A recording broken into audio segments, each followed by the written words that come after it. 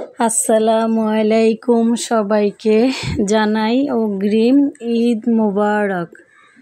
তো রান্না বান্না করছি, রান্না বান্না করার টাইমে একটা ফোন আসলো।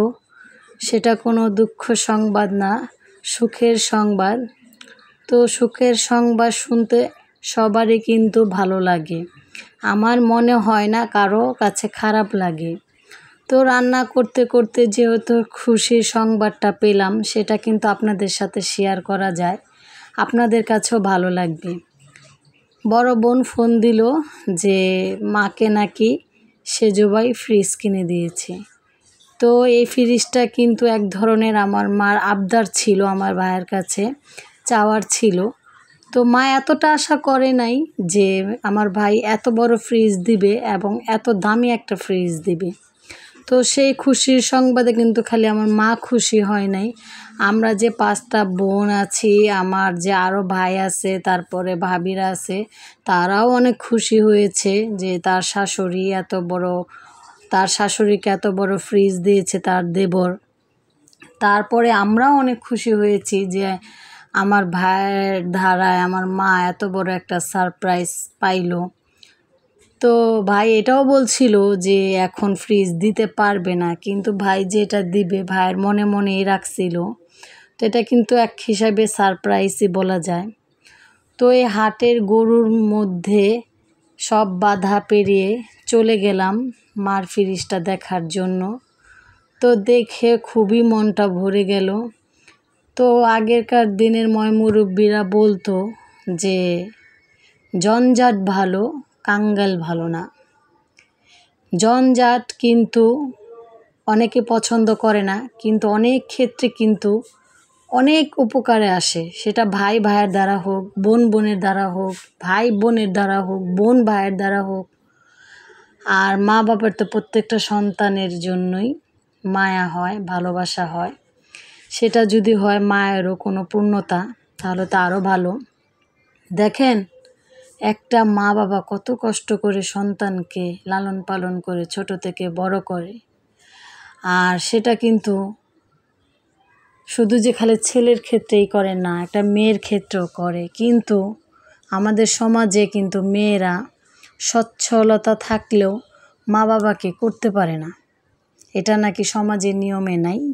ছেলের মা বাবাকে করবে, আর ছেলের বউ ছেলের মা বাবাকে দেখবে, করবে, সেবা করবে, যত্ন করবে। এটা হচ্ছে আমাদের সমাজের নিয়ম। হ্যাঁ, তো সচ্ছলতা থাকলেও মা বাবাকে করতে পারে না। আমরা 9টা ভাই বোন, দেখেন 5টা বোন মা বাবার জন্য কিছুই করতে পারিনি। তো আমার 4টা ভাইয়ের মধ্যে 3টা ভাই আমার মাকে আল্লাহ সুস্থ দিয়েছে।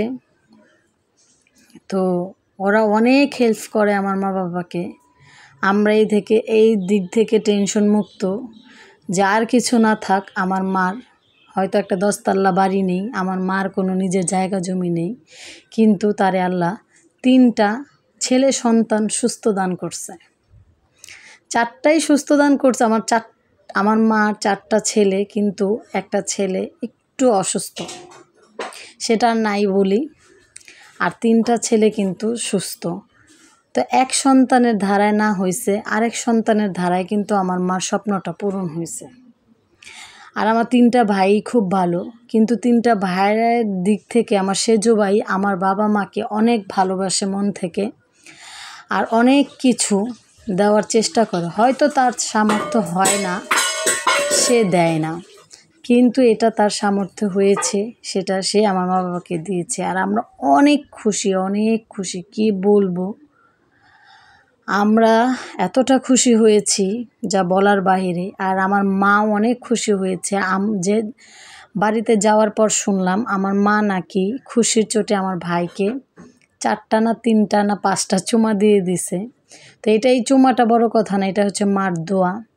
আমার মা যে মন থেকে দোয়া করবে যে তার 4টা ছেলে যাতে ভবিষ্যতে অনেক বড় হতে পারে, দেখ বা না দেখ, তারা যাতে সুখে থাকে, এটাই মাকে বলে আসছি। আর মার খুশির সংবাদের সাথে সাথে ছোট বোনও একটা খুশির সংবাদ দিল যে মার ফ্রিজ দেখে যাওয়ার সময় আমাদের গরুটাকেও তুমি দেখে যেও। আমরা কোরবানি ঈদের জন্য একটা গরু কিনছি। তো এই তো চলে আসলাম ছোট বোনের কোরবানি ঈদের গরু দেখার জন্য। তো এই তো গরুটা কেমন হয়েছে সবাই কমেন্ট সেকশনে জানাবেন, আর ভালো লাগলে একটি লাইক দিয়ে দিবেন। তো এই গরুটার দাম কত যদি কেউ জানতে চান তাহলে আমাকে কমেন্ট করবেন, জানার আগ্রহ থাকলে আমি বলে দিব। তো সব মিলিয়ে আমার কাছে খুবই ভালো লেগেছে, আর আপনারা সবাই দোয়া করবেন আমার 4টা ভাইয়ের জন্য, আমাদের জন্য দোয়া করবেন। কিন্তু আমার মা বাবার সম্বল হচ্ছে আমার 4টা ভাই, আর 4টা ভাইয়ের পরিবার নিয়ে যেত, আমার মা বাবাকে নিয়ে যেত ভালো থাকে, এটাই। আমরা কিছুই করতে পারিনি মা বাবার জন্য, সচ্ছল ছিলাম তাও করতে পারিনি। ওই যে বললাম না আমাদের সমাজটা একটু অন্যরকম। আজকের ভিডিওটি এই পর্যন্তই। আল্লাহ হাফেজ।